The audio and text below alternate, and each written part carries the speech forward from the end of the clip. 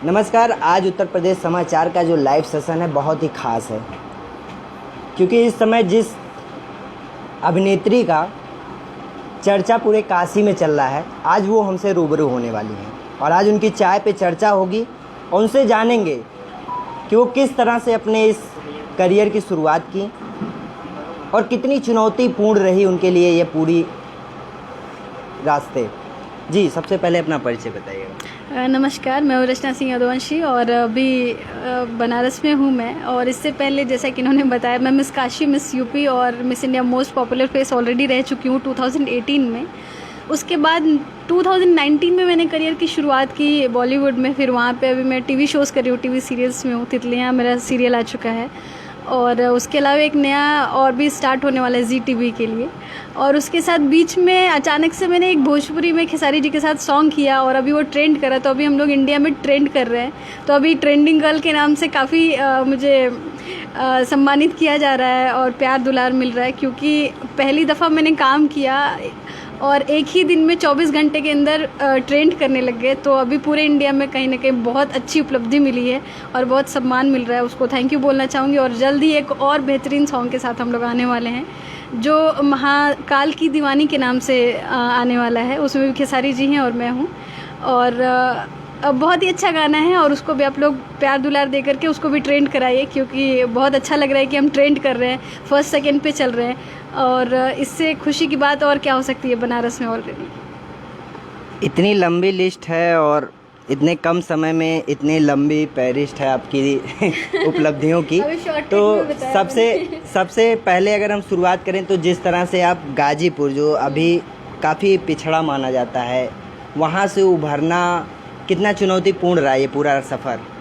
देखिए, गाज़ीपुर को मैं पिछड़ा नहीं मानती, क्योंकि गाज़ीपुर आई थिंक शायद ही कोई होगा जो नहीं जानता हो, क्योंकि हमारे वाइस प्रेसिडेंट वहाँ से रह चुके हैं। अब्दुल हमीद की पुल और चीज़ें वहाँ से बनी हुई है। अब्दुल हमीद वहाँ से रह चुके हैं। और वहाँ पे एशिया की सबसे पुरानी अफीम फैक्ट्री है। और उसके अलावा सबसे पहला पोर्ट जो था वो गाज़ीपुर में था और शहीदों की धरती मानी जाती है गाज़ीपुर। तो मेरे लिए बहुत प्राउड की बात है कि मैं गाज़ीपुर। लेकिन आपको नहीं लगता कि जिस तरह से गाजीपुर के इतनी उपलब्धियां हैं और उसके जो चर्चे हैं वो कम हैं कहीं ना कहीं? नहीं, ऐसा कुछ नहीं है। अभी मनोज सिन्हा जी हैं, वो यूपी के अलावा जम्मू में भी रूल कर रहे हैं। अब इससे बेहतरीन चीज़ें क्या हो सकती हैं?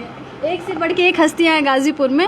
हाँ, रही बात ये कि देखिए, बहुत ही अच्छी जगह है और बहुत बड़ी बड़ी उपलब्धियां हैं गाज़ीपुर से और बड़े बड़े हस्ती हैं गाज़ीपुर से जो रूल कर रहे हैं हर जगह पे।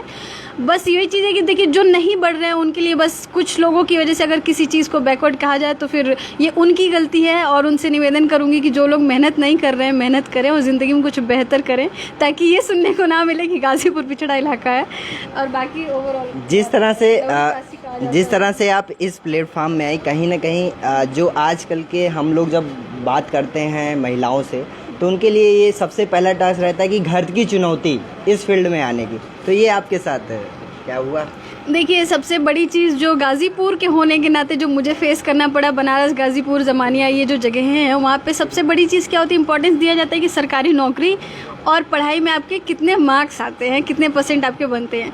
तो पढ़ाई, मुझे एक चीज़ समझ में आ गई कि पढ़ाई बिना कंप्लीट किए परमिशन नहीं मिलनी है किसी चीज़ के लिए। और बचपन से मुझे एक्ट्रेस ही बनना था, तो मैंने पढ़ाई कंप्लीट की और बनारस से ही मैंने ग्रेजुएशन भी किया हुआ। बनारस से मैंने एनसीसी भी की हुई है और दिल्ली से मैंने मास कम्युनिकेशन किया हुआ है। तो मैंने पढ़ाई अपनी पूरी कंप्लीट की हुई है।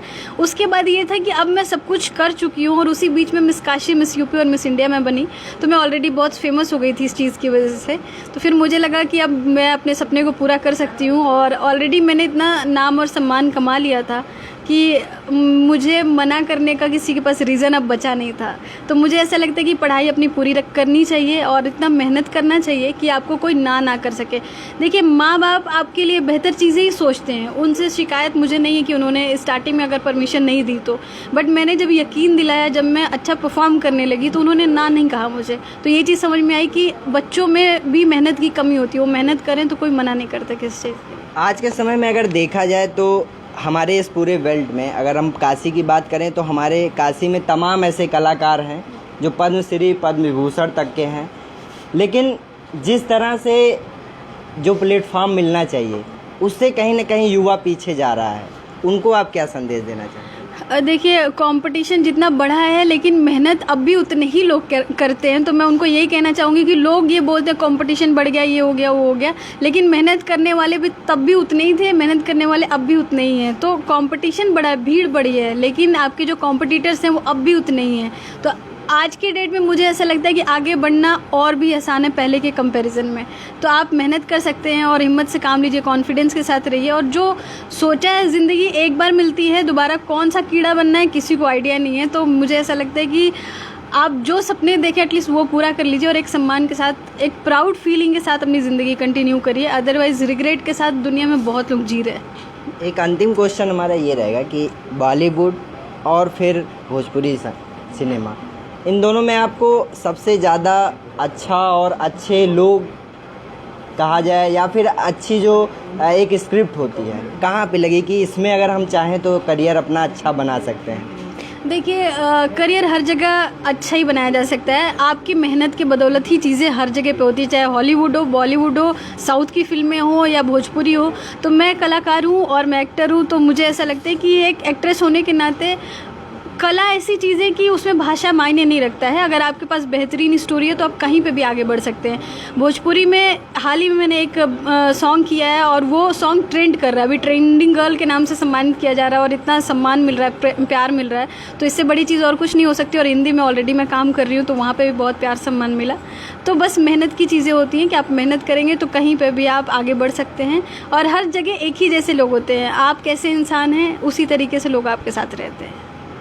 अंत में यहाँ के युवाओं और अपने जो भी समकक्ष लड़कियाँ हैं जो इसमें अपना करियर बना सकती हैं, उनके लिए आपका क्या संदेश रहेगा? देखिए सबसे पहली चीज़ युवाओं के लिए और स्पेशली लड़कियों के लिए ये कहना चाहूँगी कि टाइम बदल रहा है, अब पर्दे वाला सिस्टम है नहीं। अगर अब आपको मौका दिया जा रहा है अगर आगे बढ़ने के लिए, और अगर आपको परमिशन दी जा रही है, अगर आपके ऊपर पैसे लगाए जा रहे हैं, आपका एडमिशन कराया जा रहा है, आपको छूट दी जा रही है, आपको आज़ादी दी जा रही है, तो उसका फ़ायदा उठाएं और उसके लिए मेहनत करके ज़िंदगी में आगे बढ़िए। अदरवाइज़ इससे बेहतरीन मौका ना मिला था और शायद ही मिले।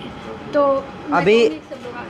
अभी हमारे बीच आपके लिए कुछ युवा हैं जो आपके स्केच बनाए हैं, तो हम चाहेंगे कि आप उसको हासिल करें।